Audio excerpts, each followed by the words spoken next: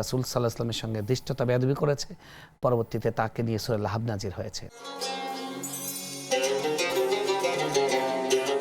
নবী করিম সাল্লাল্লাহু আলাইহি ওয়াসাল্লাম জন্মের পরেই তো তিনি বাবাকে পাননি, পরবর্তী সময়ে শৈশবটা তার কিভাবে কেটেছে?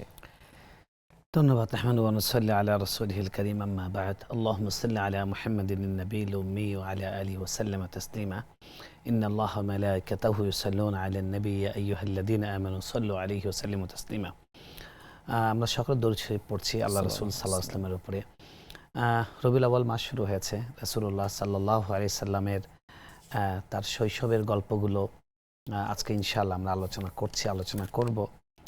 সত্যিকার অর্থে রাসূলুল্লাহ সাল্লাল্লাহু আলাইহি ওয়াসাল্লাম তিনি হলেন মানবতার শ্রেষ্ঠতম মডেল, শ্রেষ্ঠতম মানব, শ্রেষ্ঠতম নবী এবং আল্লাহর সুন্দরতম সৃষ্টি এবং পৃথিবীতে মহত্তম চরিত্রের অধিকারী। তাকে নিয়ে তার জীবনের যেই সাইড থেকে, যেই পাশ থেকে আলোচনা করবেন, শুধুই সুবাস, শুধুই শুভ্রতা।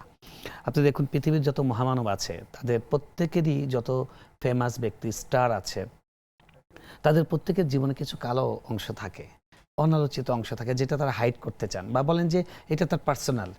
কিন্তু মুহাম্মদ রাসূলুল্লাহ সাল্লাল্লাহু আলাইহি ওয়াসাল্লামের জন্ম থেকে মৃত্যু পর্যন্ত তার পার্সোনাল বলতে কিছু নাই। তার পুরোটাই মানব জাতির জন্য হেদায়েত, পুরোটাই শিক্ষণীয়। তিনি নবুয়ত পেয়েছেন 40 বছর বয়সে, কিন্তু এই যে 40 বছরের জীবন, প্রত্যেকটা পর্বে, প্রতিটা অনুষঙ্গে তিনি যে শ্রেষ্ঠতম মানব, তিনি যে শ্রেষ্ঠতম নবী এবং তিনি যে মানবতার মহত্তম ব্যক্তি, সেটা মানুষ আগে থেকে টের পেয়েছে। রাসূলুল্লাহ সাল্লাল্লাহু আলাইহি সাল্লাম পৃথিবীতে ভূমিষ্ঠ হবার আগেই তার বাবাকে হারিয়েছেন। অর্থাৎ পৃথিবীতে যেদিন তিনি জন্মগ্রহণ করেন, বুলিদা ইয়াতীমান, তিনি ভূমিষ্ঠই হন এতিম হিসেবে। আল্লাহর সবচেয়ে প্রিয় ব্যক্তি, সেই ব্যক্তিকে আল্লাহ পৃথিবীর নিষ্ঠুরতার মধ্যে নিক্ষেপ করলেন, যে তিনি যখন পৃথিবীতে ভূমিষ্ঠ হলেন, তিনি যখন মার পুরা পৃথিবীর আলো বাতাস দেখলেন বা তার চোখে আলো পড়ল, সূর্যের আলো, তখন তার বাবা এই দুনিয়াতে নেই।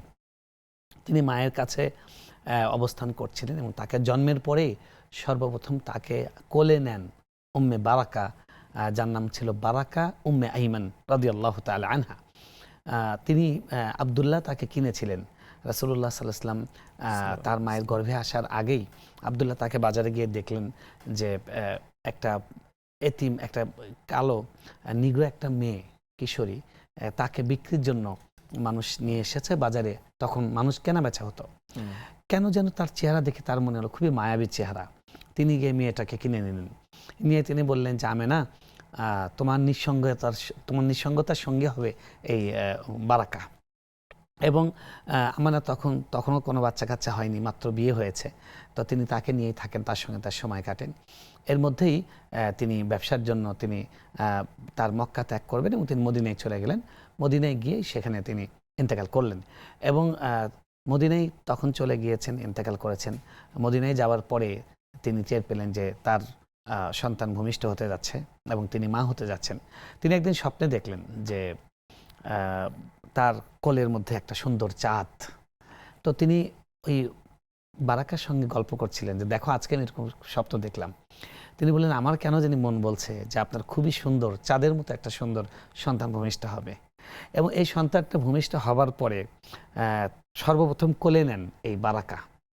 এই বারাকা তিনি এই সংসারে আসার পর থেকে, তার নাম বারাকা ছিল না, সংসারে আসার পর থেকে বিভিন্ন বারাকা হচ্ছিল, এই জন্য তার নাম রাখা হয়েছিল বারাকা।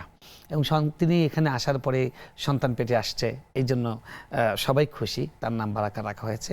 তো তিনি তাকে কোলে নিলেন এবং তিনি তার ভাষ্যে তিনি বলেছেন যে আমি ব্যাখ্যা করেছিলাম, স্বপ্ন থেকে অনুমান করেছিলাম চাঁদের মতো সুন্দর একটি সন্তান ভূমিষ্ঠ হবে। এখন দেখছি চাঁদের মতো সুন্দর না, চাঁদের থেকেও সুন্দর তিনি। সুবহানাল্লাহ। তো আল্লাহ নবী সাল্লাল্লাহু আলাইহি ওয়াসাল্লাম ভূমিষ্ঠ হওয়ার পরে তিনি তার মায়ের কাছে কয়েকদিন ছিলেন। তাকে 3 দিন সুয়াইবা, আবু লাহাবের দাসী, যিনি রাসূল সাল্লাল্লাহু আলাইহি ওয়াসাল্লামের চাচা ছিলেন, আবু লাহাব দুর্ভাগ্যজনকভাবে সে ঈমান গ্রহণ করার সুযোগ পায়নি এবং রাসূল সাল্লাল্লাহু আলাইহি ওয়াসাল্লামের সঙ্গে ধৃষ্টতা বেয়াদবি করেছে। পরবর্তীতে তাকে নিয়ে সূরা লাহাব নাজিল হয়েছে। তো আবু লাহাবের দাসী সুয়াইবা তাকে রাসূলুল্লাহ সাল্লাল্লাহু আলাইহি ওয়াসাল্লামকে দুধ পান করিয়েছেন এবং তিনি প্রথম গিয়ে চাচাকে, অর্থাৎ নবীজির চাচাকে সুসংবাদ দিলেন যে আপনার যেই ভাই মারা গেছে সেই ভাইয়ের কিন্তু একটা সুন্দর সন্তান হয়েছে এবং চাঁদের চেয়ে সুন্দর সন্তান হয়েছে।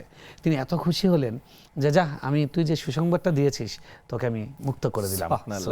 চমৎকার ঘটনাটি বর্ণনা করছি। তো রাসূলুল্লাহ সাল্লাল্লাহু আলাইহি ওয়াসাল্লামকে কিন্তু বারাকা ও পরবর্তীতে উম্মে আইমান তিনি কোলে নিয়েছেন, তারপরে সুয়াইবা নিয়েছেন। তো এভাবে রাসূলুল্লাহ সাল্লাল্লাহু আলাইহি ওয়াসাল্লাম এই তিনজন নারীর সংস্পর্শ পেয়েছেন এই ৩-৪ দিন। তারপরে আরবের যে রীতি ছিল, মক্কার সম্ভ্রান্ত বনদী বংশের যে রীতি ছিল যে তাদের বাচ্চাদেরকে তারা ধাত্রীদের কাছে দিয়ে দিতেন, যেন গ্রামের কোনো রকম ভেজাল মুক্ত নির্ভেজাল ফ্রেশ আবহাওয়া তারা পান এবং বিশুদ্ধ ভাষাটা শিখতে পারে।